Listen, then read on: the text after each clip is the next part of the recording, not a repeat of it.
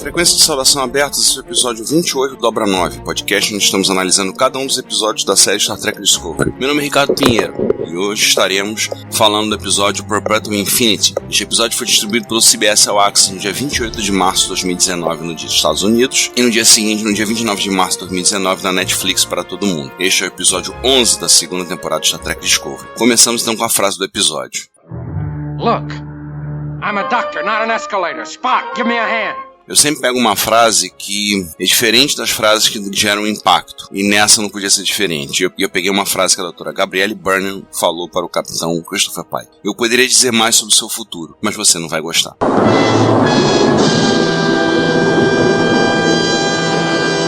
Vamos para a resenha. O episódio começa com um flashback, Michael ainda criança, relembrando um dia em que seus pais foram mortos em Doctari Alpha. O acontecido foi no ano de 2236. E aí temos a mãe, Gabrielle, colocando uma entrada no diário do Projeto Dédalo. A estrela Alpha Loop está entrando numa supernova. Michael vê uma luz vermelha no céu pelo telescópio. Os pais dizem que deve ser um meteoro, no final das coisas é uma ave de rapina Klingon. Vemos também ela sendo fechada dentro de um armário pela mãe, o pai pegando um phaser, e no meio dessa confusão ela acorda assustada. Ela está na enfermaria da Discovery. Dr. Culber a acalma, dizendo que ela estava morta, mas está muito melhor agora, apesar da dor de cabeça, devido à radiação de táquions e asfixia. Pelo visto, não era um sonho, sua mãe estava viva, está lá em Asof 4. George confirma a informação e, pelo que o doutor fala, pode haver um falso positivo, já que mães e filhas compartilham o DNA mitocondrial. Pelo visto, o doutor está de corpo novo, mas um pouco enferrujado no diagnóstico. Burnham se esforça para aceitar a nova realidade e é óbvio, não está nada feliz por não poder ir lá falar com a sua mãe que ela julgava morta há 20 anos. O Spock traz para ela um pad com os diários da missão do Anjo Vermelho. Tilly conseguiu baixar essa informação do módulo de dados enquanto o Stamets analisa o traje. E o pad tem 841 entradas, um longo registro visual graças aos drones que vêm junto do traje. O registro número 1 é justamente a fuga da doutora Gabrielle Burnham com o traje do Anjo Vermelho, a tentativa de saltar para 1 hora antes, mas houve um pequeno erro e o salto foi para 950 anos no futuro. Graças a esse registro, começamos a entender mais a respeito do Anjo Vermelho. Michael investe tempo vendo todas as entradas. Entendemos que a doutora Gabrielle Burnham poderia viajar no tempo, mas nunca poderia ficar e seria sempre puxada de volta para aquele ponto 950 anos no futuro. E era um futuro aterrador, onde o controle eliminou toda a vida senciente da galáxia. Ela montou uma base em Terralísio, o planeta do episódio New Eden, segundo episódio dessa temporada. Levar aquela igreja com todas aquelas pessoas dentro para outro planeta 50 mil anos-luz de distância foi uma forma de mostrar que o tempo era fluido, que o futuro poderia ser mudado. Ela fez uma base por lá, mas todas as tentativas de parar o controle falharam. É por isso que ela certificou que a Discovery encontraria a grande esfera vermelha e seus dados, o que aconteceu no terceiro episódio da temporada, a Noble for Sharon. Enquanto isso, na nave da seção 31, Leland está preso numa cadeira e uma projeção holográfica está na sua frente. Inicialmente a projeção é Michael, depois muda para o Pike, depois muda para o Saru, por último o próprio Leland. Essa projeção é feita pelo controle e com isso finalmente conseguimos conhecer o controle em carne e osso. Na verdade em fótons, né? Oh my God. Em resumo, ele quer uma atualização orgânica. Foi tentado inicialmente com Arion, mas Leland é aquele que ele usará como a sua possessão. Isso não existe. Afinal, Leland tem capacidade de lidar com múltiplas verdades, segundo o próprio controle, ou seja, sua perspectiva de justificar os meios com base nos fins é perfeita para que o controle aprenda o elemento da nuance humana que ainda não foi dominada. Você nota que o controle vai falando de uma forma meio robótica, meio travada. All your days are belong to us. Resumindo, numa cena assustadora, um conjunto de agulhas injeta nanosondas na cabeça de Leland que grita em agonia. Aliás, na cena que nós vemos os nanites entrando na corrente sanguínea, a legenda do Track Movie trazia, e você achando que o pior que podia andar na corrente sanguínea era colesterol. Depois dessa injeção não existe mais o Leland, o que temos é um Leland 2.0, que nasce e começa a trabalhar rapidamente, concentrando-se em pegar os dados da esfera. Esse Leland é mau que nem o pica-pau. Uma das coisas que ele faz é ordenar ao Ash Tyler, que está lá ainda relutante, a ir lá na Discovery e roubar os dados da esfera. Ele alega que a Discovery não é seguro bastante para guardar esses dados, e eles que devem guardá-los. A George também começa a questionar as ordens dele, mas ele acusa o ex-Klingon e a ex-Imperatriz de serem muito moles, e sugere que na verdade é a mãe de Burnham a possível falsa. Um clone, uma cópia genética ou coisa do tipo. Manda Tyler espionar a Discovery. É claro, ele vai, mas muito a contragosto. Na ponte, a Tilly informa uma instabilidade gravimétrica no planeta. Saru Saru fala sobre a terceira lei de Newton, aquela da ação e reação. Tirina fala que essa é a sua segunda lei da física favorita, embora eu, particularmente, prefira a segunda lei de Newton. Saru ignora ela e começa a explicar. A doutora Burnham está sendo puxada de volta, e nesse cabo de guerra contra o universo, em algum momento eles vão perder, e isso vai acontecer no máximo 2 horas. O capitão pede ao oficial de comunicações, Bryce, para perguntar a respeito da doutora Burnham. Parece que ela acordou e quer falar com o capitão apenas. E é claro que a Michael não gosta nada de saber disso. Numa reunião no gabinete do capitão, Burnham reclama, alega que ela que conhece melhor o ocupante do traje, nem é porque é sua filha. Isso seria infantil da parte dela. Kubrina lembra que ele era apenas o mensageiro. Depois fala que talvez a mulher que entrou no traje não seja a mesma que saiu dele, bem semelhante à história dele. Mesmo assim, nada de dar lá pra baixo pra ela. Nothing for you! Lá em Asof 4, o capitão vai lá falar com a doutora Burnham. Nian tá lá fazendo a segurança, fala com ele sobre o campo de contenção, temos um tremor de terra, essas coisas. Na conversa, a doutora é bem direta, ou vocês destroem todos os dados da esfera ou nada feito. Só assim para acabar com a ameaça do controle. Ela também colocou a esfera no caminho da Discovery para que eles protegessem os dados, mas pelo visto isso não é possível. Então apagar os arquivos sobre a esfera é a decisão a ser tomada. E se isso não for feito, ela vai tentar cumprir a sua missão de novo, até conseguir. Ela também surpreende o pai com a notícia que não sabe nada sobre as 7 explosões vermelhas. Pareciam estar diretamente ligadas às suas aparições como anjo vermelho. E a doutora Burnham deixa claro que não está brincando, dizendo a pai que ele é apenas um homem morto para ela e até que ele faça algo útil, como apagar os dados da esfera. Fala também que ele é apenas mais um fantasma em centenas de trilhões de mortos num grande cemitério galáctico. Finalmente, se ele não fizer exatamente o que ela disse, não há mais o que conversar. Durou nela, hein? Saru argumenta, dizendo que apagar os dados da esfera seria como destruir a biblioteca de Alexandria ou a biblioteca corviniana. A perda seria inestimável, mas todos concordam que morte em todos os lugares é uma prioridade sobre uma boa leitura. Oh, yeah. Entanto, uma vez que eles tentam eliminá-lo, os dados mostram que eles têm vontade própria e se escondem atrás de um sistema de criptografia impossível de ser quebrado. O Tyler questiona a sua lealdade a Leland e à Seção 31 e não promove o roubo dos dados. Spock revê os diários da missão do anjo e ali entendemos por que ele foi escolhido por ela. Ele tem um treinamento em lógica e é meio humano, então, ou seja, ele teria o equilíbrio psicológico para compreendê-la. E graças à sua dislexia, ele poderia processar os efeitos da displasia atemporal. Spock seria o único que poderia ajudá-la. Michael e ele conversam, ele dizendo que escondeu suas falhas humanas, entre aspas, ao longo da infância. Michael dizendo que essas falhas o tornaram capaz de ajudar a salvar o futuro. Spock ainda fala que é ruim julgá-la por ser incapaz de processar suas emoções e que apenas pode imaginar o que ela estava sentindo naquele momento. Ela pede ajuda para ver a sua mãe lá em Asof 4. Ele reconhece que há perguntas além do escopo da missão a serem respondidas e sugerem falar com o capitão. Tyler reporta para Leland, contando o que aconteceu. O anjo acordado, os dados que se protegeram, etc. Leland o lembra que eles são a única coisa entre a sobrevivência e a obliteração. Tyler diz que não fará isto, já que não acha que seja certo. Surpreendentemente, Leland concorda, diz que ele tomou a decisão certa e ordena a continuar dentro da Discovery, ficando de olho em tudo. Estranho, né? No caminho para a sala de transporte, Pike conversa com Michael e Spock.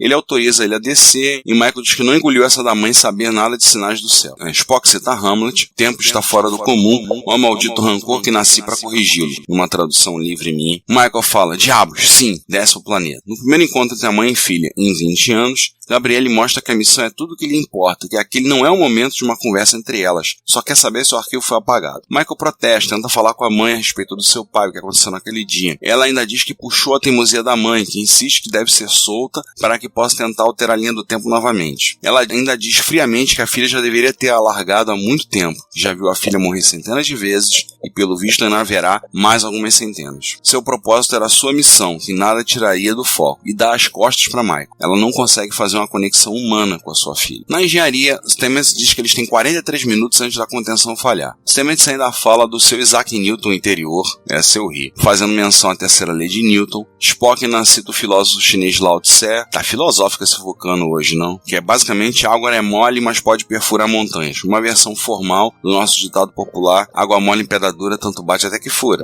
E eles concluem que o melhor plano não é lutar contra o tempo, mas deixá-lo fluir, fundindo a esfera com o fluxo do tempo, enviando-o para tão no futuro que o controle não conseguirá alcançá-la. Então, o que deve fazer? Sobe todos os dados por trás do anjo vermelho, joga ele no futuro distante e manda para lá, o que eles chamam de um infinito perpétuo, que é o nome do episódio. Só tem um problema, a mãe da Michael. E eles começam a teorizar que para trazê-la para o tempo atual é preciso a energia de uma supernova para romper a conexão dela com o traje. Bem, mas eles têm uma fonte de energia que pode ser usada, as partículas de matéria escura que vimos no primeiro e segundo episódios. Um amplificador de padrão usado para transportes energizado por essas partículas Leland deve resolver. E aí terminamos a cena com Spock falando: eu gosto de ciência, como se fosse uma criança de 5 anos. Mas eu gostei da cena. Com Tyler fora, Leland tenta manipular Georgiou para que ela obtenha os dados para ele. E matar a mãe da Michael no caminho. Ela nota que Leland sente-se ameaçado pela Dra. Burnham, que se justifica dizendo que ela existe através do tempo. Mas lembramos que Philippa George é a rainha da manipulação, então ela não está lá muito empolgada com a ideia. De qualquer forma, recebe ela um amplificador de sinal idêntico ao que foi entregue para o Tyler, para que fosse possível a nave da Seção 31 copiar os dados transferidos da Discovery para o módulo de dados do traje do Anjo Vermelho. O visor do traje do Anjo se ativa, as câmeras são desativadas, Georgiou é transportada para o planeta, onde ela conversa com a mãe da Michael. Ela quer conhecer aquela pela qual Michael ficou de luto por 20 anos. Gabrielle diz que já viu Georgiou sacrificar-se para salvar a vida de Michael. A ex-imperatriz diz que não é a sua contraparte sentimental no universo regular, mas Gabrielle Byrne sabe muito bem quem ela é e reitera que sabe do que ela é capaz, que ela ficaria surpreendida do que é capaz de fazer por alguém que ela ama. Georgiou fica um pouco desconcertada, comenta do design do traje, fashion ou não. Ela diz que o traje é codificado do seu DNA, não dá pra emprestar pra dar um rolé. Ainda tem uma conversinha básica, algumas trocas de farpas. Georgiou ativa um amplificador de sinal. Tyler nota, Leland confirma a recepção de dados. Tem uma cena onde o Leland ainda tem as veias estufadas no rosto, nanotecnologia faz isso, né, pelo visto, e ele ordena a Tyler ficar monitorando a transmissão enquanto ele vai pro seu gabinete. A ex-tirana tirânica se humaniza com essa conversa de mãe para mãe. Aceitando seu trágico destino, a mãe de Michael implora a Georgiou que cuide da sua filhinha, e graças a uma performance sutil de Michelle Yeoh, acreditamos que ela irá fazer isso. Apesar da Georgiou dizer que não faz promessas, ouve e Gabrielle diz que enquanto essa inteligência artificial existir, ela será considerada um risco inaceitável para a missão maior. O que é exatamente a frase que Leland usa para falar a respeito dela. Alerta amarelo na cabeça da ex-imperatriz.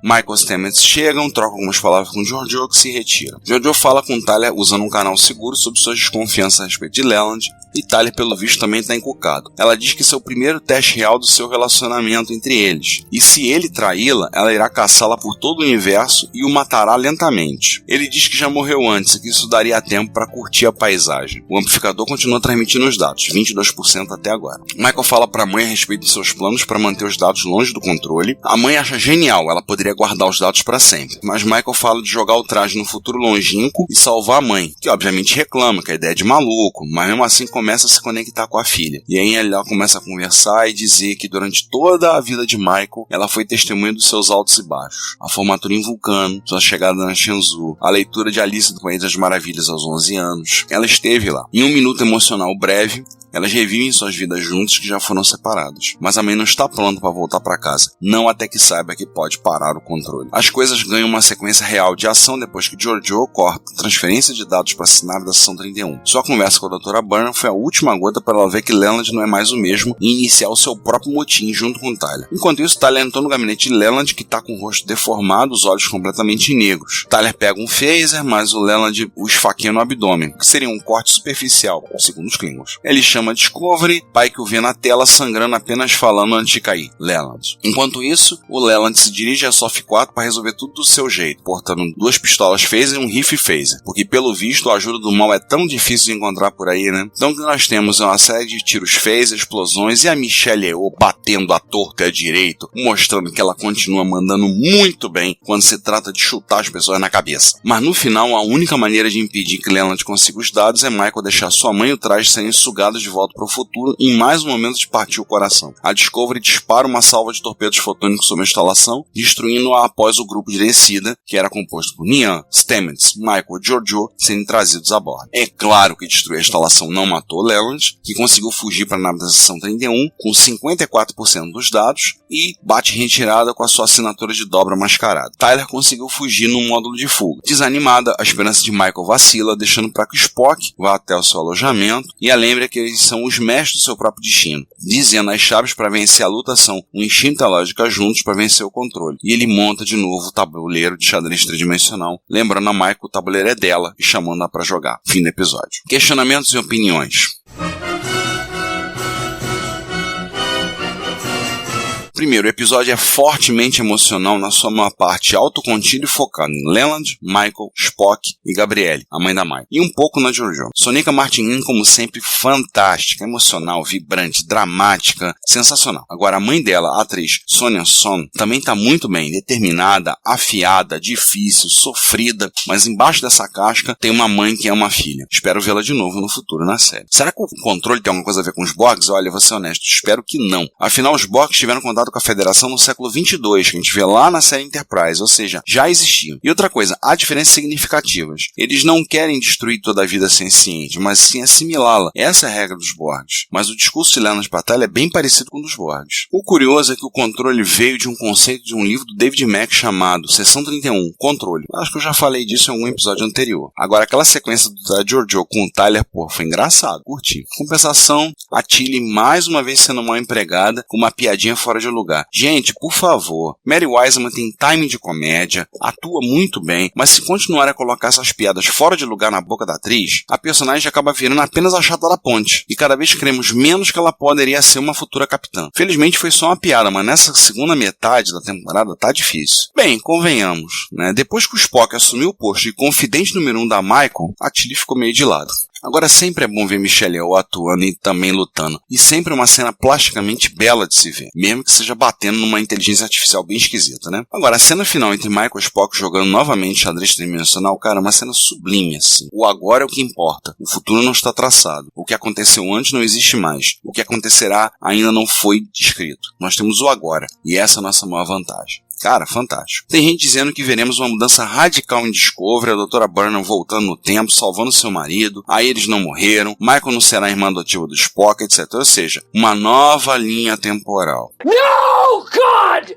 No, God, please, no! No! No! No! Eu acho altamente improvável que eles façam isso, criem uma terceira linha temporal, ou que em Discovery seja numa terceira linha temporal que seja. No máximo, eu engulo, mais ou menos, as mudanças nessa mesma linha, mas vale lembrar que a guerra à Federação Klingon aconteceu, ela é citada na série clássica, logo, se reiniciar a vida da Michael, como alguns Trekkers do Sul propondo, é jogar fora a primeira temporada e mudar muita coisa na segunda temporada do Discovery. No final das contas, vai gerar perda de dinheiro para a CBS. Vai ter gente que vai largar a série por isso. Isso vai gerar uma grande decepção. Eu, confesso, não acho que vai acontecer dessa forma, mas posso estar errado. Bem, agora finalmente conseguimos entender a história da origem da igreja e do episódio 2. Finalmente. E a motivação do anjo, porque Spock, muito bom isso, muito esclarecedor. Mas notaram que os dados são inteligentes, se protegeram dentro do computador da Discovery? Talvez aí seja o motivo do controle querer colocar suas mãos humanas neles. As falhas que Spock sempre viu como uma maldição foram exatamente o que fizeram especial. Uma mensagem clara de inclusão. Star Trek sendo Star Trek. Enquanto a Michael observa os arquivos de registro de missões, ela vê que a sua mãe estava lá o tempo todo, mudando o tempo para tentar salvar todos. Mal de família, né? Essas revelações também quebram mais barreiras entre Spock e Michael, e os unem ainda mais com Soneca Martin Green e o Ethan Peck continuando a mostrar uma ótima química. Mesmo assim, ela deixou algumas pontas soltas para explicar, como os sinais.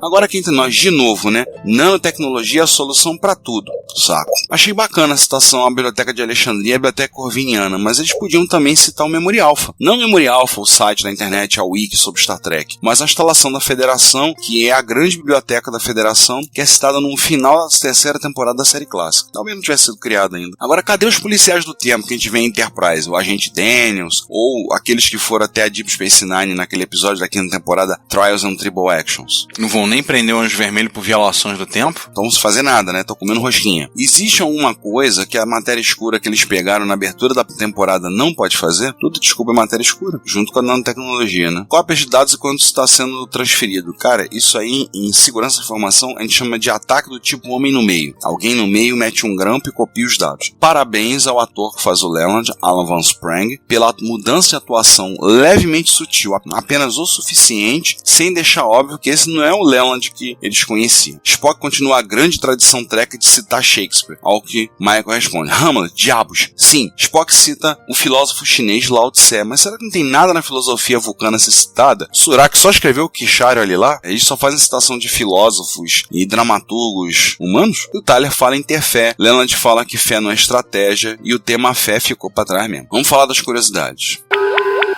Wilson Cruz participa bastante desse episódio e eu gostei muito da participação dele, mas ele não está acreditado, escorregado da produção. Em compensação, a doutora Tracy Pollard é mencionada, mas não aparece no episódio. A frase que eu citei lá em cima é claramente uma alusão aos acontecimentos que antecederam o episódio duplo da série clássica The Menage. Para quem não lembra, Pike tá lá paralisado, numa cadeira de rodas, entre aspas. Aliás, se eles foram capazes de salvar Aerion, não seriam capazes de salvar Pike? Falando nisso, perceberam que passou um figurante de cadeira de rodas? Ele já apareceu em outros episódios. Bacana, né? O controle menciona que a frota estelar tem 7.000 naves. Bem, se forem 100 mundos filiados, 70 naves por mundo. Se cada nave tiver 300 pessoas a bordo, são 2.100.000 pessoas servindo a bordo de naves, fora as bases estelares. Se compararmos com o exército chinês, que são mais de 1 milhão de pessoas, é muito. Mas para uma federação unida de planetas, é pouco. Mas a gente também pode estimar com isso que a frota era composta por pelo menos 9.300 naves antes da Guerra Federação Klingon. A Almirante Cornwell declarou que 1/3 da frota foi perdido na guerra. Esse é o segundo episódio co-escrito por Adam McElroy, que se juntou a Discovery em sua segunda temporada e anteriormente escreveu o roteiro do episódio A Noble for Sharon, terceiro episódio da temporada. Brandon Schultz redigiu com ele seu primeiro roteiro completo. Antes ele era assistente dos roteiros de Discovery desde a primeira temporada. Este é o primeiro episódio completo da diretora Marja Virvillo, embora ela tenha dirigido anteriormente o episódio Runaway, o primeiro dos Short Tracks. Ela também trabalhou com a produtora Secret Hideout, de Alex Kurtzman, como editora e diretora de vários episódios da série Havaí 5.0.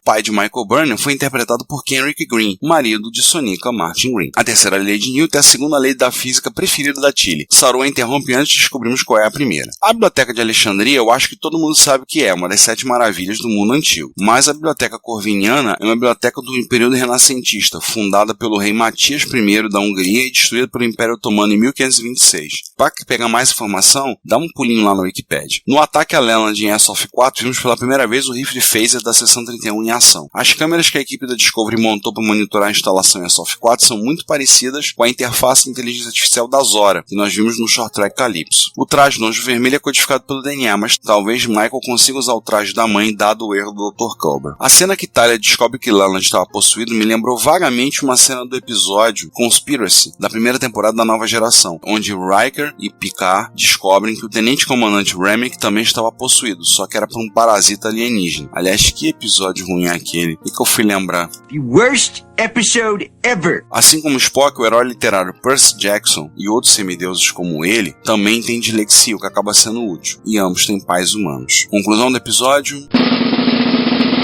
nota 8. Nanotecnologia é desculpa para tudo. Vamos energizar as coisas usando partículas de matéria escura.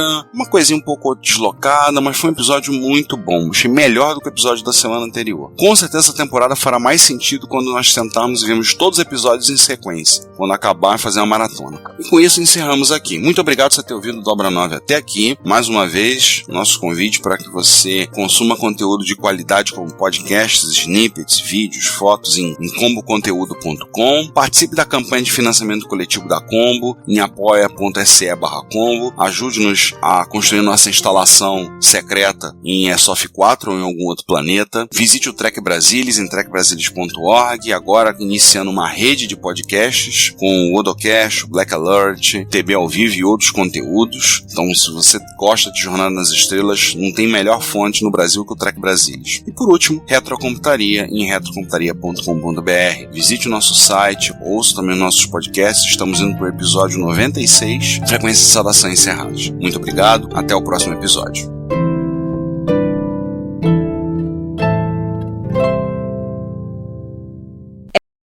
Obrigado por assistir esse vídeo. Deixe o seu comentário e também aquele like. Assine o canal para saber o que estamos fazendo e temos a nossa comunidade também no Discord. Se você achar que merecemos, ajude através do Pix. Aqui tem outros vídeos para você continuar acompanhando. Até mais, amor e paz.